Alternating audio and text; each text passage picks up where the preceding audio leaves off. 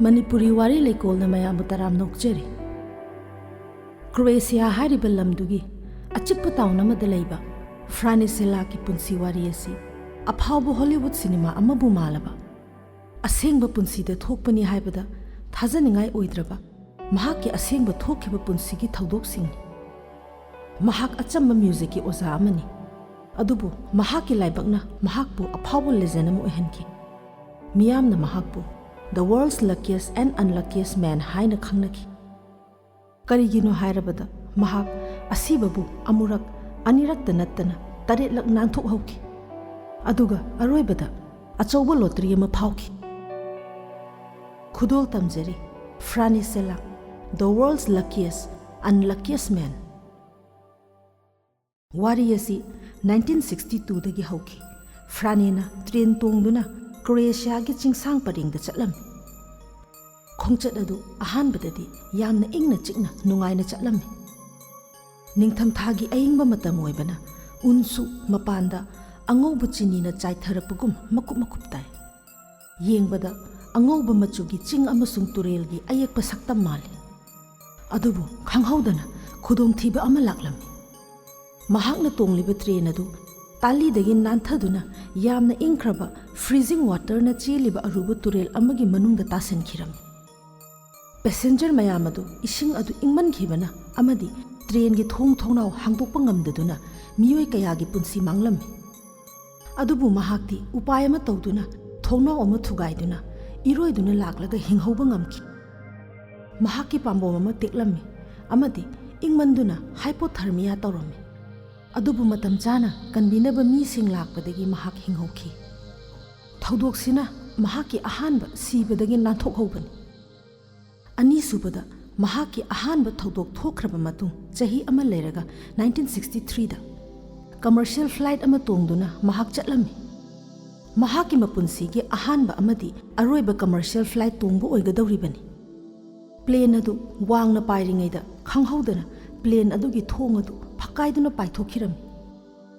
passenger pumnamak ayengba nungsit adugi sapu kanna humjilakpaduda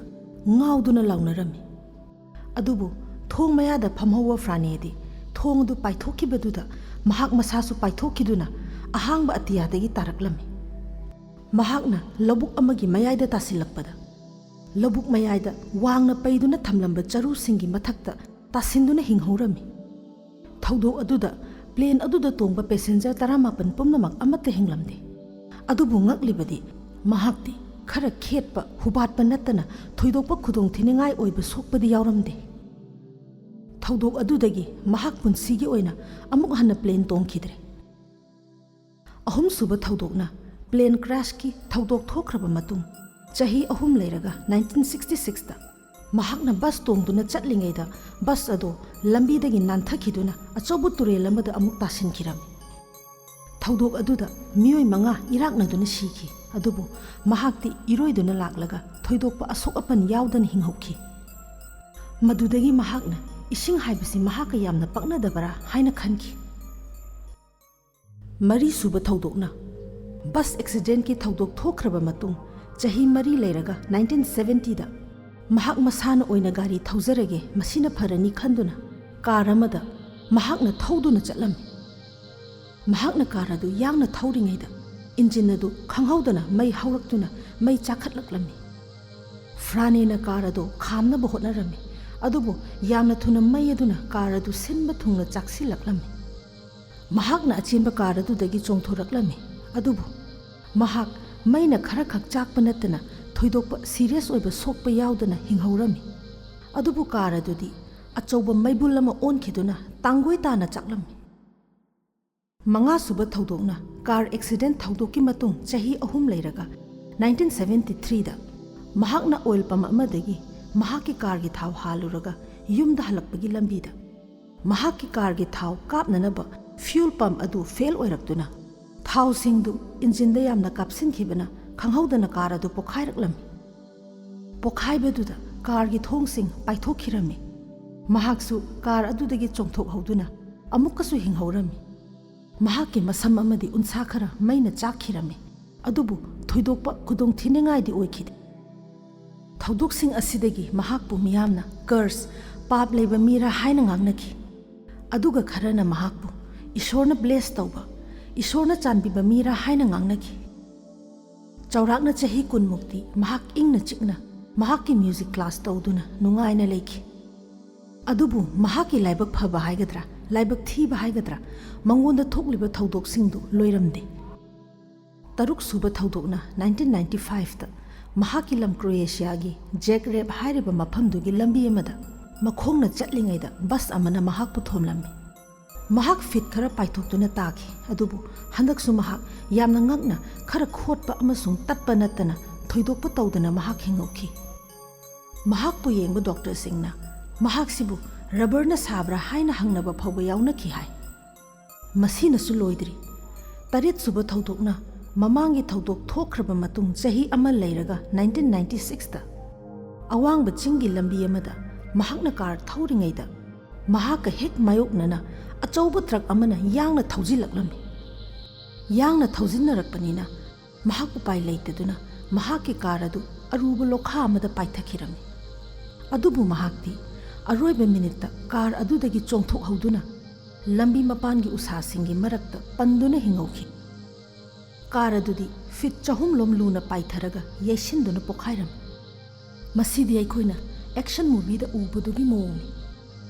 thodok thokpamda chensinnarakhiba miyoi singna mahakna asumna hinglamgani haibasi thajaramde mahak masamaksu thajaramde franegi wari munna taruba singna matamduda mapan thoktuna chathok chasin tauba plane tongba train tongba na chingba khongna chatpa phauba ningjing mangjingnaba matamduni franedi mahausagum mahaki music class lauduna satra sing takpiduna ingna chikna lei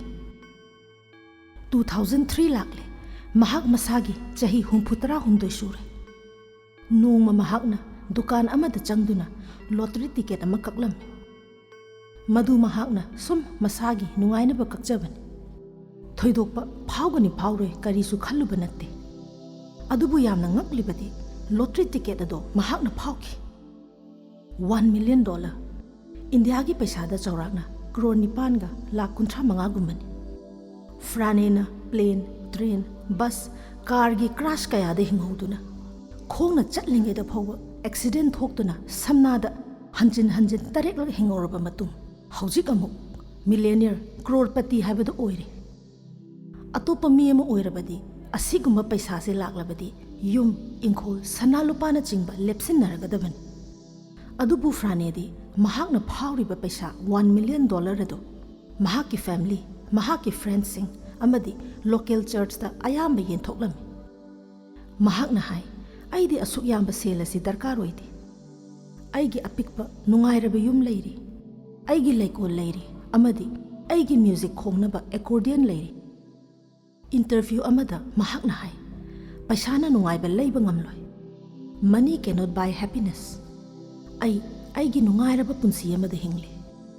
ishorna thaujan biduna ai hakpu hanjin kanbiki amasung hinganbiri sidagi henba kari amuk aina pamlukhini franena mahaki lemhoriba punsi kharadusu yamna ingna chikna peace oina hingba pamki amasung hingsu hingki frane selak 2016 da masagi chahi marfu taret suba matam pumbagi oina mahak mit wishinki mahak na hinglingaida mahaki punsi warisi lairik oina su iramde